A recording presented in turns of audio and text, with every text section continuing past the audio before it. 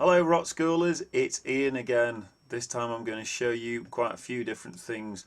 I'm going to show you how to convert an Apple loop into an audio file that you can edit. Then I'm going to show you some of the editing options that you can use, like reversing and the playback of an audio file, time stretching it, and also doing little slowdown effects. And I think maybe we'll do a bit of creative quantization as well. Okay, so I'm going to start by creating an audio track, if only I could say it. So, go to some loops, and I'm going to choose some guitar, and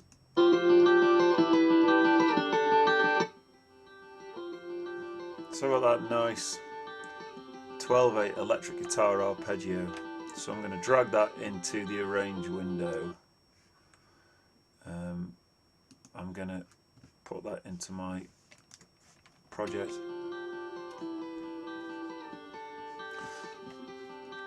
Now, as you can hear, it's playing back slower than I had before because it's adapted to the project tempo I've got, which is 90. So I'm going to change that to 120, and as you'll hear, it's playing back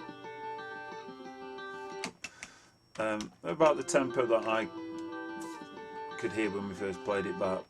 Now at the moment, if I want to do anything to it, like time stretch it, so if I put the little trimmer tool, so put the pointer so the trimmer tool appears at the end of it, and then try and time stretch it by holding Alt,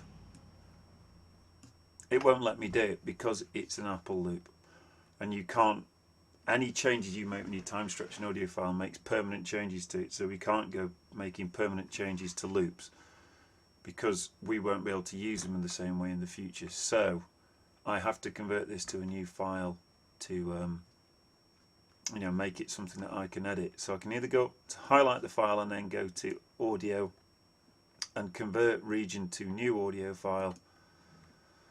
It can keep the same name, but what we need to do is change it from this file format here, which is CAF, and change it to an AIFF and go save. Now when I press play, it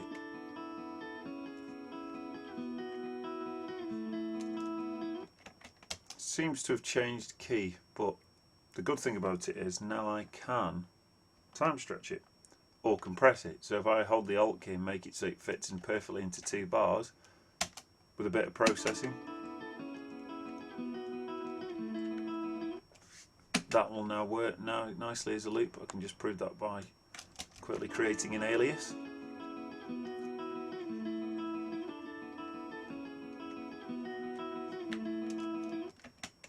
Right, there you go. So that just proves that that does work. So I haven't time stretched that, I've made it shorter, so that's time compression.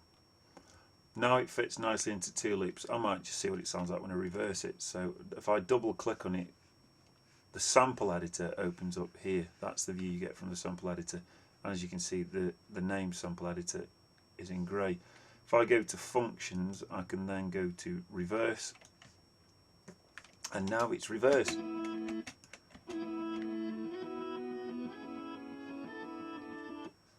Quite like that, so I'm going to copy that over a few times.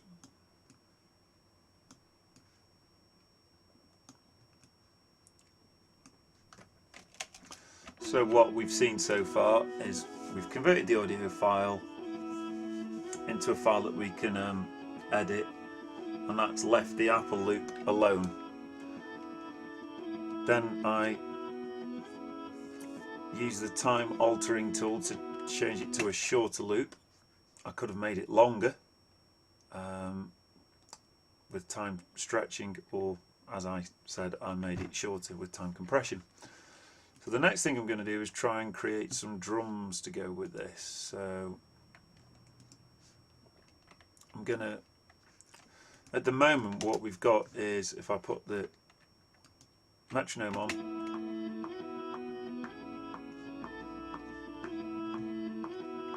even though it's 12/8, it still fits because the main beats are divided into 4. There's 3 eighth note beats per main beat we have in the particular project. So, but for every one of the 4/4 beats, we've got 3, 2, 3. So I'll try that again. 1, 2, 3, 1, 2, 3, 1, 2, 3, 1, 2, 3. So it does fit in there. Right. So I'm going to see if I can.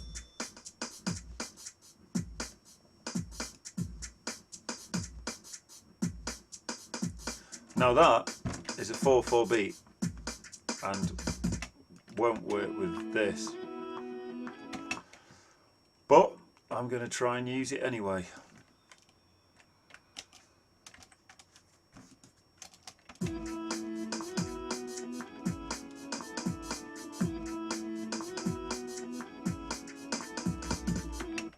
Actually, because it has got a nice 4/4 groove to it, it does work. So that's great. But if we're working in 12/8 here, if I then decide to quantize that one to 12 notes, it might actually fit the, you know, the feel of the guitar part.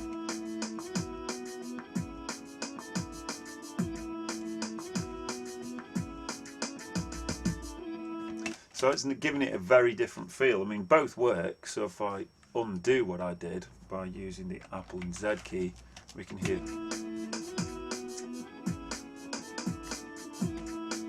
That loop's working fine. But going back, if I go to redo the quantization,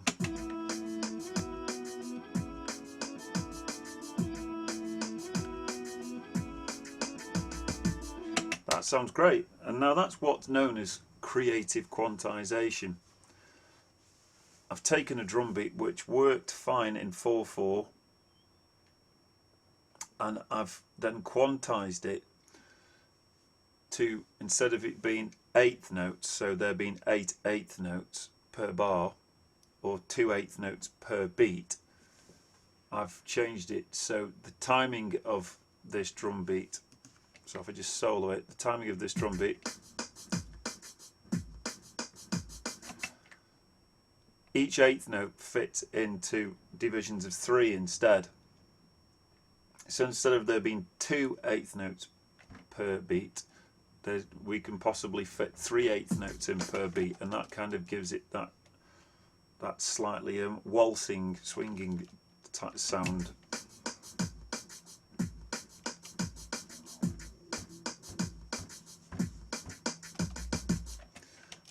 And like I said, that is an example of creative quantization. We could try and, you know, quantize it again to something more unusual. I'm just trying to find maybe a 6th note. Now what that'll do,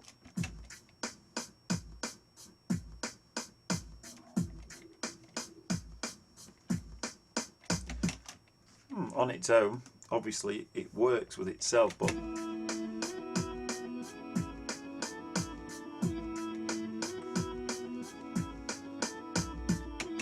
still kind of fits. It's a different feel each time. I mean, so not changing the guitar is obviously working for me, but you know, I can keep doing stuff with this drum beat to just get, you know, whatever feel I need to, you know, depending on how I want it to work. Now I've decided that I'm going to have a special little ending for this. So at the moment, this is the end. Right, this final file, I'm going to make it slow down. So I've halved the length of the guitar part and I'm going to make it slow down. To do that, I need the fade tool from up here. So the fade tool is there. To activate the fade tool, you hold the Apple key, also known as the command key. For you working with the Windows keyboards, it will be the Windows key. So if I hover the arrow over the region and then press Windows key, you can see that that's appearing. I'm now drawing in a fade out. So at the moment that just fades, that's a volume fade out. Just fades it out, and that fade out is permanently drawn to the file. However, if I go across here to the inspector and see where it says fade and it's got out next to it. If I click on the two arrows next to fade, I can change it to slow down, and as you can see here, the fade has now turned a kind of beigey browny colour. So if I play again from bar 11, we'll now hear what happens.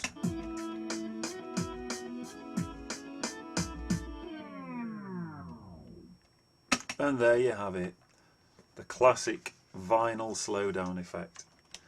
And so here's my whole track.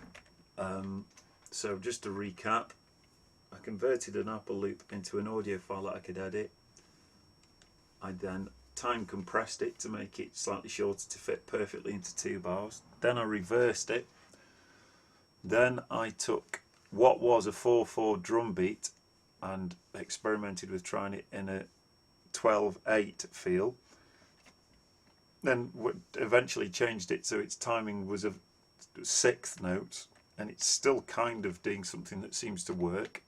And it's basically coming up with drum beats and ideas that I never would have done. So that's how to use quantization in a creative way.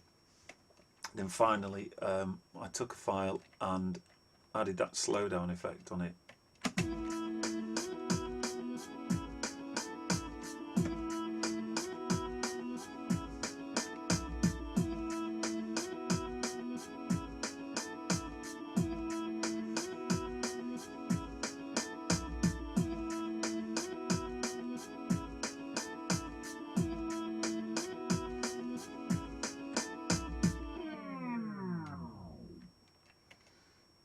There you have it, perfection. Hopefully that will give you some ideas of what you can do as far as audio editing are concerned, and also using creative quantization. As usual, I'm going to say all of these techniques are required for you to pass your current assignment that you're doing with your sequencing unit. So, you know, if you can use some of these in your project, that would be great. Anyway, I'm going to go now and finish off